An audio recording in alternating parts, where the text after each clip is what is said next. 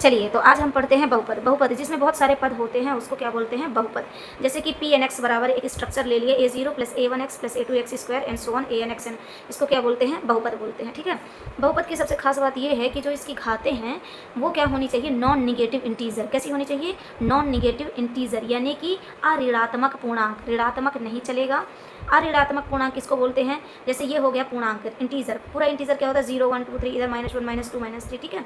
0 से इधर क्या हो कहलाता है? नॉन निगेटिव इंटीजर, अऋणात्मक पूर्णांक कहलाता है। तो उसकी घातें कैसी होनी चाहिए? बहुपद की नॉन निगेटिव इंटीजर होनी चाहिए। फॉर एग्जाम्पल क्या ले लेते हैं हम? जैसे एक्स स्क्वायर प्लस 1, ये क्या है?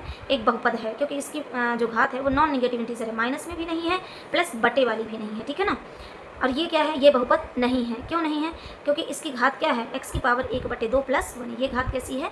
बटे में है, इसलिए बहुपद नहीं है। x प्लस 1/x, इसको कैसे लिख सकते हैं? x प्लस x की पावर -1। ये भी बहुपद हमारा नहीं है, क्योंकि इसकी घात क्या है? माइनस में। ठीक है। अब क्या ले लेते हैं? बहुपद की कोटि, यानी कि घात। बहुपद की घात कैसी होनी चाहिए?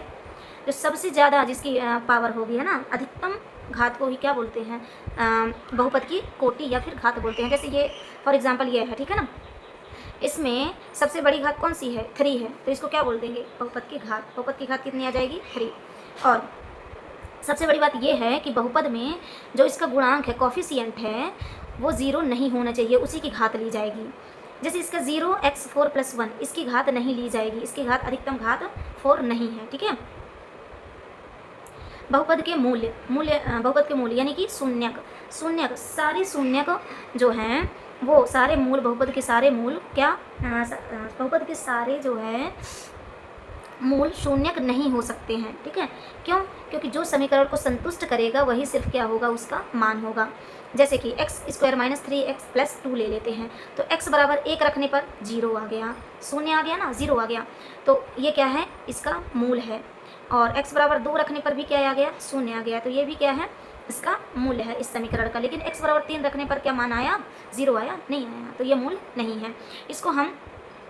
इसको हम गुणनखंड विधि से भी सॉल्व कर सकते हैं। जैसे x² - 3x + 2 = 0, तो x² 3x को 2 भागों में बांट लेंगे, -2x - x + 2 = 0। तो x कॉमन ले लिए तो x - 2 -1 कॉमन ले लिए यहाँ से, तो x - 2 = 0। तो x - 2 x - 1, तो x बराबर 1 और 2 क्या आ गए? इसके मूल आ गए। ठीक है।